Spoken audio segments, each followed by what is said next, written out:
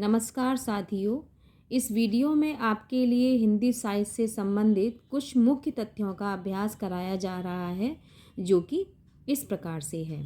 हमने पिछली वीडियो में कुछ पंक्तियों का अध्ययन किया था, उसी के आगे की पंक्तियों का अध्ययन आज किया जा रहा है, जिसमें सबसे पहली पंक्ति है आपकी, मैं हिंदुस्तान की तूती हूँ। यह पंक्ति किसने दी है? अमीर खुसरो के द्वारा ये पंक्ति दी गई है।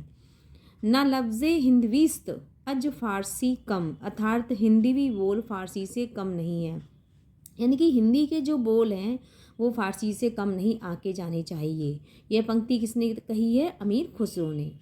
आधा बदन ससी बिहसी देखावली, आध पहली निज बाहु, कुछ एक भाग बलाहक झापल, किछुकु गरासल राहु। नायिका ने अपना चेहरा हाथ से छिपा रखा है। कवि कहता है कि उसका चंद्रमुख आधा छिपा है और आधा दिख रहा है। ऐसा लगता है मानो चंद्रमा के एक भाग को बादल ने ढक रखा है और आधा दिख रहा है। यह पंक्ति जो है, हो सकता है आपको ये पंक्ति केवल आध्यात्मिक रंग के चश्मे आजकल बहुत सस्ते हो गए हैं, उन्हें चढ़ाकर जैसे कुछ लोगों को गीत गोविंद जयदेव के पदों में अध्यात्म दिखती है, वैसे ही पदावली के विद्यापति के पदों में। ये पंक्ति किसने कही है? राजा रामचंद्र शुक्ल ने। यह पंक्ति भी काफ़ी बार पूछी जाती है और बहुत सारे पेपरों में आती भी है। टीजीटी का हो, चाहे पीजीटी का हो, चाहे सीटेट का हो, चाहे यूपी टेट का हो, यह पंक्ति बहुत बार पूछी जाती है पेपरों में। प्रावई मुड़ेही वी भतंडी ते मड़े अड़ा गणिंती, अखई निरामई परम पई अजबी लवना लहंती। यह पंक्ति किसने कही है? यह पंक्ति है हेमचंद, जिन्होंने प्राकृत व्याकरण के नाम से एक ग्रंथ लिखा है। वो हमारी ये पंक्ति इसके अंतर्गत दी गई है।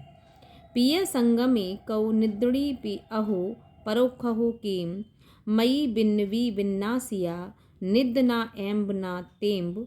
प्रिय के संगम में नींद कहाँ, प्रिय के परोक्ष में सामने ना रहने पर नींद कहाँ, यानी कि सामने रहने पर भी नींद नहीं है और बिना परोक्ष में भी नींद नहीं है। दोनों तरफ से ही नष्ट, मेरे दोनों प्रकार से नष्ट हुई है नींद। नींद ना तो इस प्रकार आती है ना ही उस प्रकार आती है, यानी कि सामने रहने पर भी नींद नहीं आती और चले जाने पर भी प्रिय की नींद नहीं आती। यह पंक्ति हेमचंद ने दी है, प्राकृत व्याकरण के अंतर्गत ही दी है। इसी प्रकार से कि जो गुण गोवई अपर्णा पयडा करी परसु, तसु हऊ कल जुगी दुलहु बलि के जऊ सु अड़सु। यानी कि जो अपना गुण छुपाए दूसरे का प्रकट करे, कलयुग में दुर्लभ सुजन पर मैं बलि जाऊं। यह भी पंक्ति हेमचंद ने प्राकृत व्याकरण के अंतर्गत लिखी है। माधव हम परिणाम निराशा, यह पंक्ति किसकी है? विद्यापति की है। कनक कदली पर सिंह समारल, ताप पर मेरु सामने समाने, यह पंक्ति किसकी है? विद्यापति की है।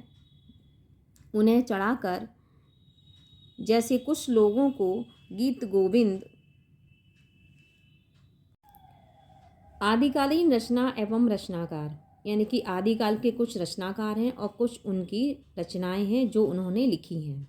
तो सबसे पहले स्वयंभू की है। स्वयंभू ने रचना लिखी है अपने पयुमचर्यो, रिठ्ठिमचर्यो, और जिसको रिठ्ठिमचर्य को अरिष्टनेमि चरित के नाम से भी जाना जाता है। सरहपा ने दोहा कोश लिखा है। सवरपा में चर्यापद लिखा है। कढ़हपा ने कढ़हपाद, गीतिका और दोहा कोश। गोरखनाथ ने नाथ सवदी, पद, प्राण संकली, शिष्यादासन ये लिखा है और ये नाथ के पंथ के प्रवर्तक भी रहे हैं। चंद बरदाई का पृथ्वीराज रासो है। शुक्ल के अनुसार हिंदी का प्रथम महाकाव्य कहा जाता है। सारंगधर ने हमीर रासो, दलपति विजय ने खुमान रासो, जगनिक ने परमाल रासो, नरसिंह भाट के विजयपाल रासो, नरपति नाहला के बीसल देव रासो, अब्दुल रहमान के संदेश रासक, अज्ञात के मुंज रासो, देवसेन के श्रवकाचार, जिनदत्त सूरी के उपदेश रसायन रास,